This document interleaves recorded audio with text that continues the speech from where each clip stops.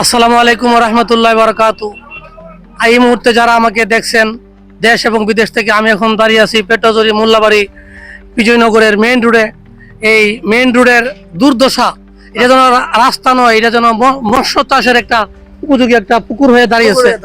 এখানে মাছ চাষ করা যাবে।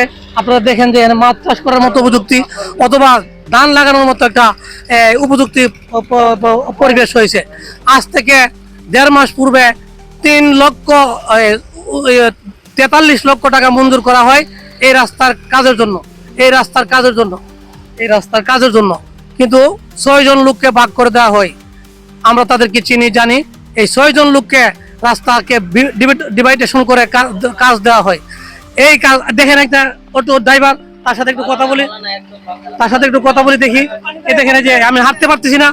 এর রাস্তা কি তোমরা ভালো হয়েছে? একদম খারাপ রাস্তা। পুরো রাস্তায় কি খারাপ? বেয়ারিং জায়গা করতে, এই যে কদিন পরে বেয়ারিং যাচ্ছে, এই দুরবস্থা। এই যে দেখেন, আমি এখন অনেকটা পানির নিচে দাঁড়িয়ে আছি, কথা বলছি। এখানে মাছ চাষ করা যাবে। মৎস্য কর্মকর্তাকে বলবো, টিউনু সাহেব আপনি মৎস্য কর্মকর্তাকে পাঠান মাছ চাষের জন্য অথবা ধান লাগানোর জন্য। তা আমি তাকে বলবো যে ধান লাগান। এই যে মাইক্রো ড্রাইভার সাহেব, আপনি কি রাস্তার কাজ কি হয়েছে? রাস্তার কাজ তো হওয়ার মতো কোনো কিছু নাই, দেখতে পাচ্ছেন কি অবস্থা। রাস্তা অনেক কষ্ট, এগুলা বলে লাভ নাই। আপনারা মিডিয়া বা যাই কিছু করেন, লাভ নাই এগুলা। এই যে দেখেন লোকেরা অতিষ্ঠ, এই যে লোকেরা অতিষ্ঠ। আপনি কি বলেন? কাম করে না, এই রাস্তাতে গাড়ি চালায় জীবন নষ্ট। 4টা মেয়ে মারা গেছে ডেলিভারি।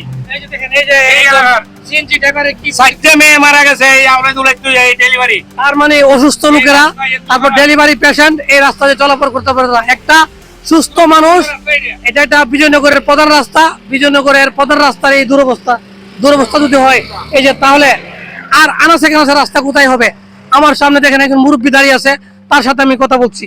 তা আপনি বলেন তো দেখি, পানিতে এসে একটু কথা বলেন তো। রাস্তার অবস্থা খুবই খারাপ। বিজয়নগরের প্রথম রোড হলো এটা। হ্যাঁ, এই রোড নামে এটা একটা কলঙ্ক। 43 লাখ টাকার যে বরাদ্দ হয়েছে সরকার থেকে, এটা কি কাজ করছে? এটা কড়াই কনক্রিট ফেলাই দেয়া, ইট ফেলাই দেয়া গেছে, আরো ঝামেলা বাড়াইছে। আপনি কি বলেন? আরো ঝামেলা বাড়াই দিয়ে গেছে। আপনি কি বলেন? ঝামেলা বাড়াই দিয়ে গেছে। এই যে দেখেন, সাধারণ মানুষের মতামত হচ্ছে যে এই রাস্তা কোনো কাজ হয় না, বরং আরো ঝামেলা বাড়িয়ে দিয়ে গেছে। এই যে আরেকজনের সাথে কথা বলবো। আপনি কি এই রাস্তার কি কাজ হয়েছে? 43 লক্ষ টাকা যে বরাদ্দ দেওয়া হয়েছে, কাজ কি হয়েছে? ওই আপনার ওই ইটের সোলিং আছে না, বড় বড় বাঙ্গা থেকে কয়েকটা ইটের সোলিং লাগাইছে, বাস এতটুকুই। কত লক্ষ টাকা খরচ হবে মনে করেন? ইটের সোলিং যে লাগাইছে সব মিলে মনে করেন 1.5 থেকে 2 লাখ টাকা খরচ। এই যে দেখেন, একজন সাধারণ যাত্রী, সাধারণ প্যাসেঞ্জারের কথা হচ্ছে মাত্র 1.5 থেকে 43 লক্ষ টাকার মধ্যে মাত্র 1.5 লক্ষ টাকা বা 2 লক্ষ টাকার খরচ আছে। এর চেয়ে জাতির দুর্ভাগ্য আর কি হতে পারে?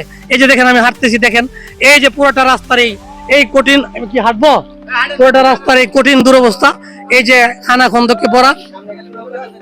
ওই যে একজন ড্রাইভার, সামনে দিয়ে গেলে মনে হয় নৌকাতে যেতে হবে। এই যে মিলন বাজারের দিক দিয়ে, এই যে মিলন বাজারের এদিক থেকে গেলে একজন অটো ড্রাইভার বলতেছে যে নৌকাতে যেতে হবে। আশ্চর্য, নৌকা দেশ থেকে বিতাড়িত হয়েছে, এখন আবার নৌকা আনতে হবে। এই যে এখন তো আর আওয়ামী লীগ নেই, তাহলে 43 লক্ষ টাকা গেল কোথায়? এই লোকেরাই মাত্র 6 জনকে দায়িত্ব দেওয়া হয়েছে। এর মধ্যে এনসিপির 2 জন আর বাকি একটা রাজনৈতিক দলের 4-5 জনকে দায়িত্ব দেওয়া হয়েছে। বড় বড় পেট দেখে কারোর জন্য 9 লক্ষ, কারোর জন্য 8 লক্ষ, কারোর জন্য 7 লক্ষ টাকা বরাদ্দ দেওয়া হয়েছে। আপনারা শুনতে পাচ্ছেন যে মাত্র এই 43 লক্ষ টাকা। এই যে আমি একটা খানা খন্দের, আমি একটা গর্তের মধ্যে আসি। এই রাস্তার কাজ কি ভালো হয়েছে? না, রাস্তার কাজ ভালো না। রাস্তা গর্ত, সবসময় গর্ত থাকে রাস্তা। রাস্তার কাজ করা হয় না, গাড়ি ঘোড়া চলতে পারে না, আমরা যাইতে পারি না, রাস্তা হাঁটতে পারি না আমরা। এই অবস্থা, এই যে দেখেন মানুষের কি দেখেন থাকবেন। এই যে রাস্তার দুরবস্থা দেখেন। আমি যেখানে আসছি, এই যে দেখেন, এই যে অনেক গভীর পানি, রাস্তা বন্ধ হয়ে যাবে। এটা একটা রাস্তা নয়, এটা একটা মরণ পাত করা হয়েছে। আবার 2 দিন পরে টিউনো অফিসে যায় বলবে অথবা ডিসি অফিসে যায় বলবে যে টিউনো স্যার আবার 50 লক্ষ টাকা বরাদ্দ দিয়ে রাস্তা আমরা রিফর্ম করি।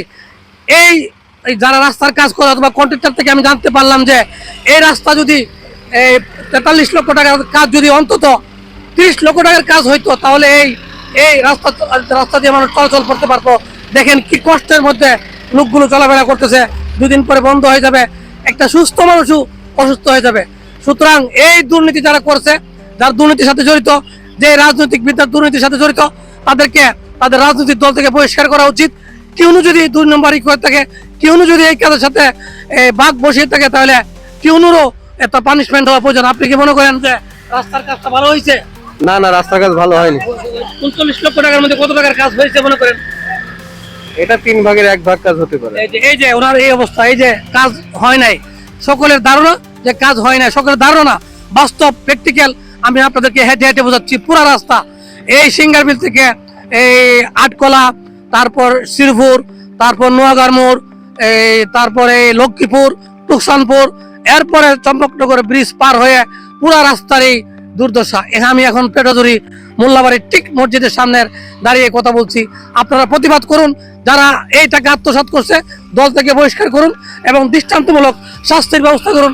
এই যে রাস্তা কি তুমি কি আরে সিএনজি ভালো করে চালাতে পারো? না না না পারি না। কেন? রাস্তা বাঙ্গাল লেগা গাড়ি চলে না। রাস্তা খুব ভালো, না বাঙ্গা রাস্তা একবারে স্বর্ণের মাথায় দিয়ে আরে একবারে ফিলিং চাই আমরা রাস্তা। আচ্ছা, রাস্তা ভালো। হ্যাঁ, দেখছেন এই যে এরা উপহাস করে বলতেছে যে রাস্তা ভালো। আমরা এর তীব্র প্রতিবাদ এবং নিন্দা জানাই এবং সাধারণ মানুষকে অনুরোধ জানাবো যে আপনারা রাস্তায় নামুন, প্রতিবাদ করুন, ধর্মঘট করুন। তারপরে এই যারা শাস্তি পাওয়ার উপযুক্ত তারা যেন শাস্তি পায়, এবং আর শাস্তি শুধু পেলে হবে না, টাকাগুলো রাষ্ট্রীয় কোষাগারে জমা দিতে হবে। আর এই লোকেরাই, আপনারা মনে রাখবেন, এই লোকেরাই আবার 2 দিন পরে ভোটের জন্য যাবে যে আমার দলকে ভোট দেন, আমাকে ভোট দেন, আমি চেয়ারম্যান হব, আমি মেম্বার হব, উপজেলা চেয়ারম্যান হতে, অথবা আমার দলকে ভোট দেন। তাদেরকে চিহ্নিত করে রাখেন। তাদের মতো দুর্নীতিপরায়ণ, তাদের মতো লুটেরার কারণে আজকে দেশের এই অবস্থা। 54 বছর পরেও দেশ পরিবর্তন হয়নি। জুলাই আন্দোলনের ছাত্র নেতৃত্ব 2 জনকে এই 6 জনের মধ্যে দায়িত্ব দেওয়া হয়েছিল, এনসিপির 2 জন, তারাও এই টাকা লুট করেছে। যারা এখনো নিবন্ধন পায়নি, national children party, national citizenship party তাদেরকে বলা হয়, তারাও এই দুর্নীতির সাথে, যারা এখনো নাবালক, তারা এখন কলেজ ইউনিভার্সিটির ছাত্র, দুর্নীতি যাদের জন্ম, তাহলে তারা কিভাবে দেশকে সংস্কার করবে? নৈতিক চরিত্র যতক্ষণ ভালো না হবে, আল্লাহর কাছে জবাব দেওয়ার মানসিকতা যতক্ষণ না তৈরি হবে, ততক্ষণ এই রাস্তা দুর্নীতি বন্ধ হবে না। আপনারা ভালো থাকুন। আসসালামু আলাইকুম।